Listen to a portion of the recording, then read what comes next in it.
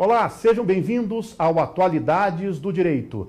Nesse programa, vamos discutir o direito ambiental. Eu sou o Fabiano Melo e estou recebendo a professora Érica Bechara. Professora Érica, que é docente dos cursos de graduação e pós-graduação da Pontifícia Universidade Católica de São Paulo, a PUC São Paulo, é diretora da Associação dos Professores de Direito Ambiental do Brasil, e recebo a doutora Georgia Sena, que é mestre em Direito pela Universidade Federal de Santa Catarina, é procuradora federal e diretora do Instituto O Direito por um Planeta Verde. Nosso tema, como você já sabe, é o direito ambiental. E vamos bater um papo aqui sobre a Política Nacional de Resíduos Sólidos e falar um pouquinho sobre a norma ambiental. Doutora Érica, eu vou começar com a senhora, indagando sobre a Política Nacional de Resíduos Sólidos. Nós temos nessa lei, a Lei 12.305 de 2010, a discussão sobre a responsabilidade compartilhada, sobre a logística reversa, e nós sempre falamos do papel do fabricante, do importador, do distribuidor, mas eu queria perguntar à senhora o papel do consumidor. Qual é a responsabilidade do consumidor na lei da Política Nacional de Resíduos Sólidos? Obrigada. Bom, o problema com os resíduos sólidos, isso já não é novidade para ninguém, é talvez um dos maiores problemas que o direito ambiental enfrenta.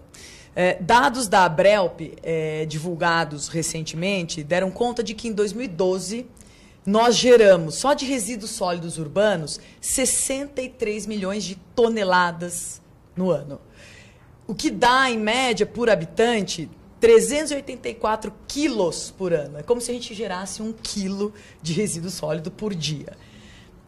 A lei da política de resíduos sólidos, como você bem colocou, ela trabalha com a responsabilização ou com a distribuição de responsabilidades a todos os atores deste processo. Então, é aquilo que nós chamamos de responsabilidade compartilhada, que envolve o fabricante, o importador, o comerciante, o distribuidor, o titular de serviços públicos e o consumidor. Porque o consumidor é considerado um gerador de resíduos. Aliás, é um bom gerador de resíduos, porque nós vivemos na era do consumismo, na era do descartável, e nós geramos cada vez mais resíduos. Só que o consumidor, ele gera um resíduo, ele descarta e acha que o problema está resolvido, porque ele tirou da frente dele o resíduo. Só que, na verdade, aí que o problema começa.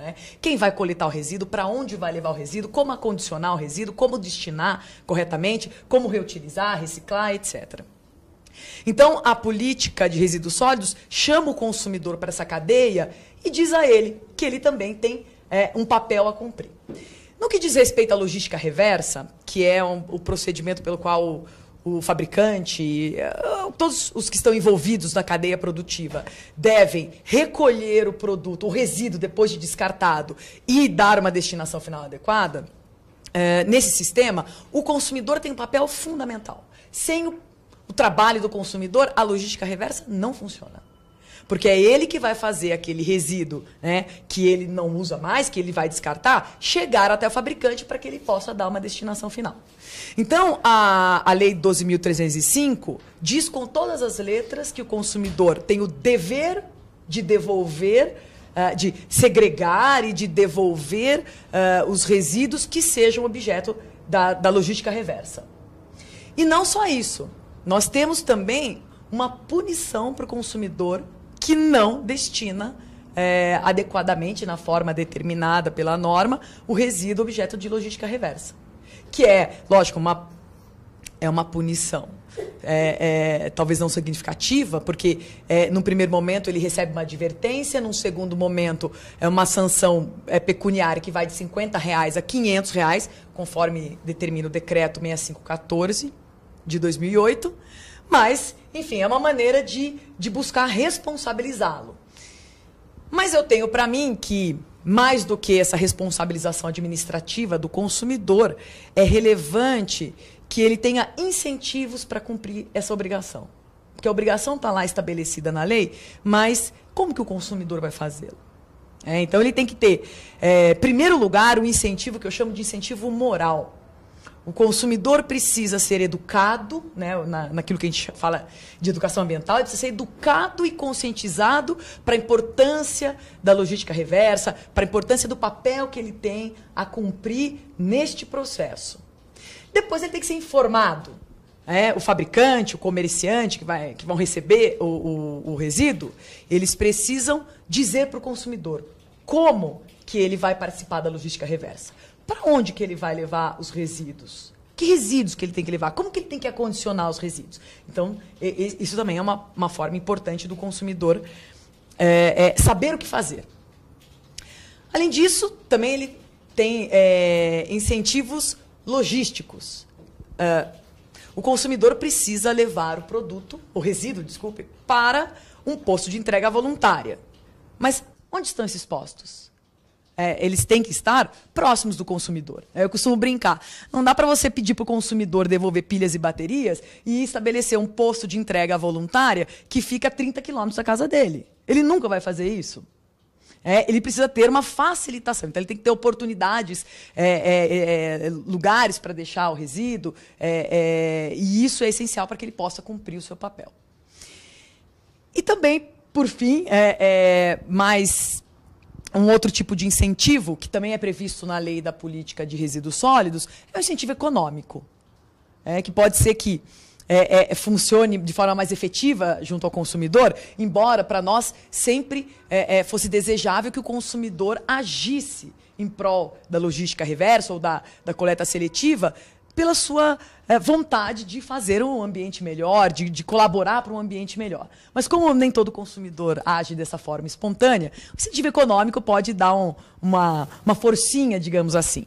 Então, existe também uma previsão na lei de resíduos sólidos que os fabricantes, os comerciantes, distribuidores, importadores devem estabelecer um processo de recompra das embalagens, dos resíduos, para que o consumidor, então, receba algo em troca por devolver os resíduos. Então, Érica, nós falamos na responsabilidade, mas a Política Nacional de Resíduos Sólidos ainda está muito tímida a sua implementação.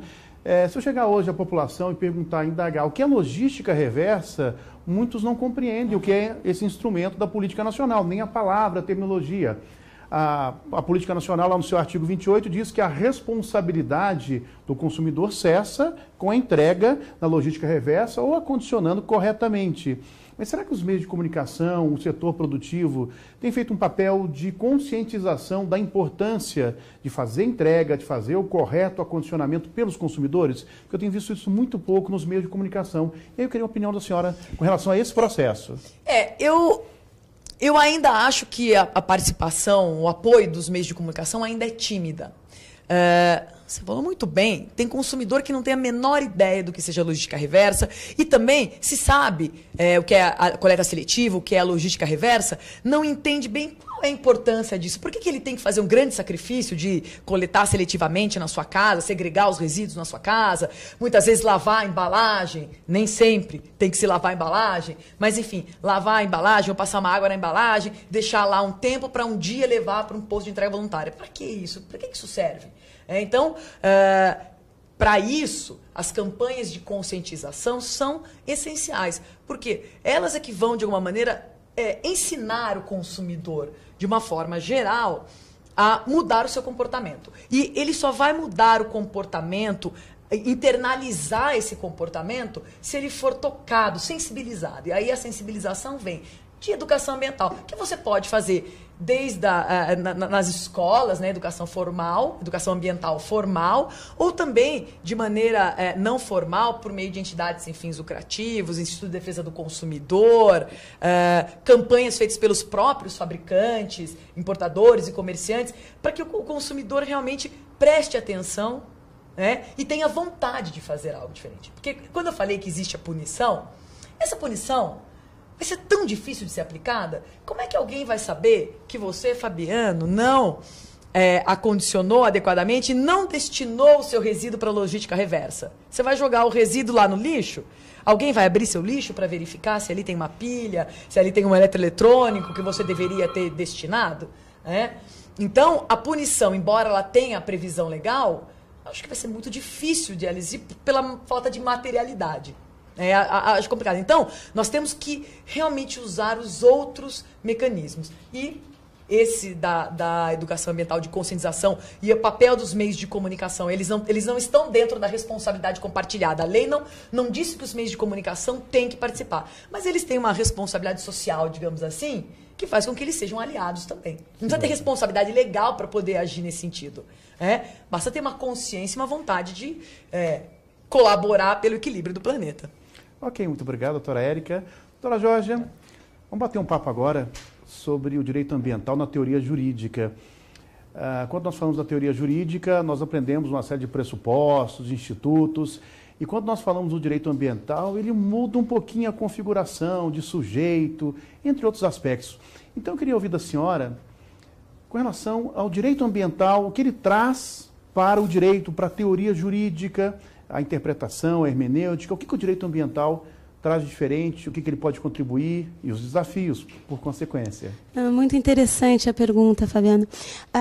Professor, o direito ambiental é um ramo muito jovem do direito, muito jovem e muito incompreendido. Diferentemente, por exemplo, do direito civil, cujos institutos têm 2.000 anos, e todos os operadores do direito conhecem a fundo aquele instituto, o direito ambiental não. Os institutos, muitas vezes, são desconhecidos, e por serem desconhecidos, eles são esvaziados, muitas vezes. Por quê? O civilista, por exemplo, tenta colocar o direito ambiental na caixinha do direito civil, ou seja, dos institutos que ele já conhece. O criminalista, da mesma forma, tenta fazer com que o direito ambiental se adeque aos institutos que ele já conhece do direito penal, já muito consolidados no ordenamento. Da mesma forma, o direito administrativo, o direito constitucional, todas as áreas do direito esperam que a ecologia se reduza para que ela caiba naqueles institutos. E o direito ambiental não, o direito ambiental é muito mais amplo que esses institutos. Ele precisa ser entendido à luz de uma nova hermenêutica. Na verdade, é preciso levar ao operador do direito o conteúdo material da norma, e não só o conteúdo formal. A norma é mais que o conteúdo formal, ela é muito mais que o conteúdo formal.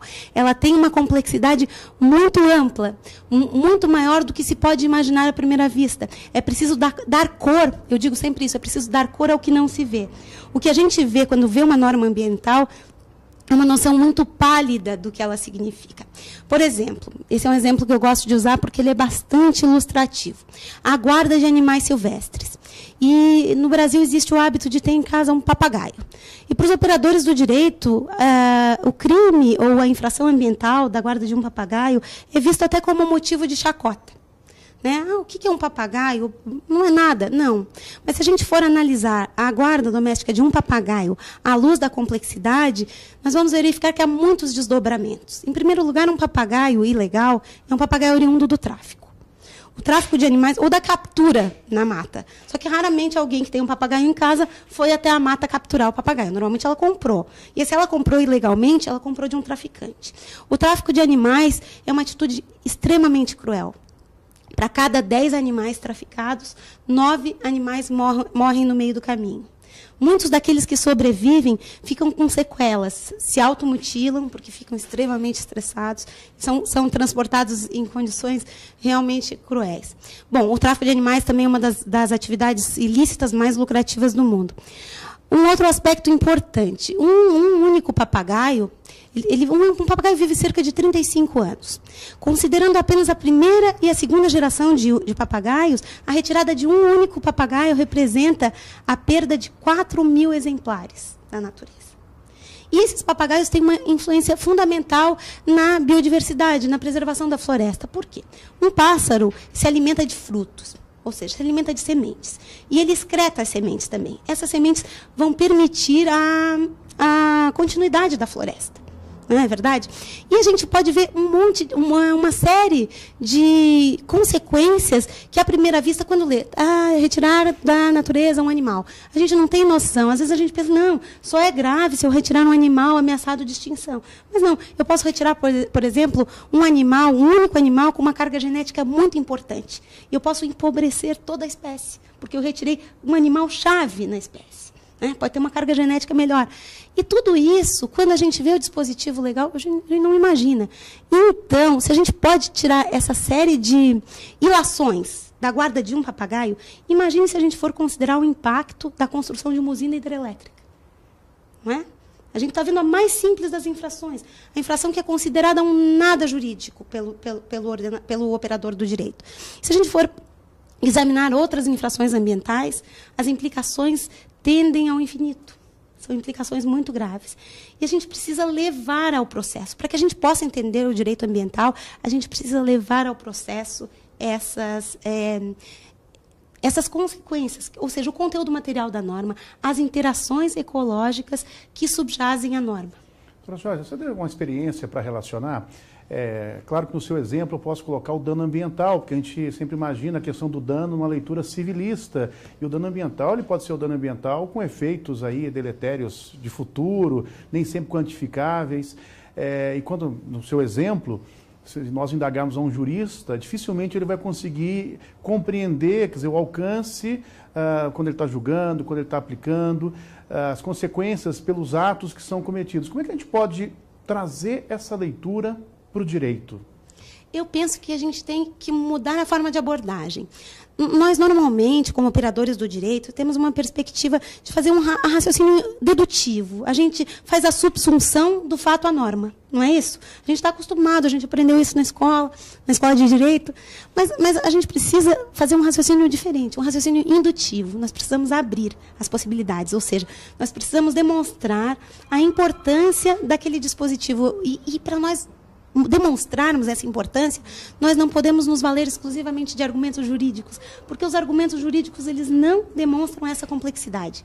Nós buscamos outros elementos. Por exemplo, o elemento visual. Nós podemos mostrar sob a forma de imagens, e falo isso no bojo de um processo judicial. Estamos defendendo uma causa ambiental. No bojo do processo judicial, nós podemos demonstrar através de imagens. Seria uma espécie de educação ambiental no curso do processo. Nós podemos demonstrar através de imagens, de gráficos, elemento jornalístico, por exemplo. Às vezes nós temos gravíssimas infrações ambientais que não são visualizadas de plano da leitura do dispositivo. E essas infrações são noticiadas na imprensa. Nós podemos usar processualmente o elemento jornalístico. Nós podemos usar o elemento visual, nós podemos usar uma argumentação mais clara e simples, com uma contextualização prévia. Por exemplo, se nós estivermos falando de proteção do patrimônio genético. Proteção do patrimônio genético é um assunto extremamente difícil e imaterial. Quando eu falo do patrimônio genético, eu costumo fazer uma analogia. Porque o patrimônio genético é um direito autoral da natureza. Isso já torna mais clara a ideia do que seja o patrimônio genético. Nós podemos lançar mão de metáforas, de analogias, de histórias, de imagens. É necessário, a meu ver, para que nós possamos compreender o direito ambiental, que nós usemos muita criatividade. Porque, com relação aos institutos já conhecidos, muita criatividade já foi usada. Nós aprendemos sobre Mévio e Tício e aprendemos o direito civil. Só que nós não temos Mévio e Tício ainda no direito ambiental. Nós precisamos construir, e nós precisamos construir através de uma abordagem criativa, de uma abordagem atrativa, uma abordagem que traga ao direito mais estudiosos, que se interessem por essa matéria, porque ela parece tão técnica, árdua, de difícil compreensão. Não é? E com isso nós vamos poder promover a proteção do meio ambiente. Que eu fico imaginando, e vou dar também um outro exemplo, um juiz no interior, que tem que julgar processos penais, processos civis, tem que fazer um tribunal do júri, e chega uma ação civil pública, com 12 volumes, na mesa dele. O que ele vai fazer? Ele vai conseguir estudar o direito ambiental, é muito difícil. Por isso que muitas ações ambientais terminam com uma saída formal, não é? Uma saída processual, porque nós conhecemos o processo civil, mas não conhecemos o direito ambiental. Então, é muito mais fácil nós extinguirmos uma ação sem resolução de mérito, né, do que nós darmos provimento a uma pretensão ambiental. E nós estamos numa época que nós não podemos perder tempo. Nós não podemos perder tempo. Ok, doutora Jorge, agradeço aqui pelas considerações. Aliás, a senhora trouxe uma série de desafios para todos nós, né, que atuamos no direito ambiental.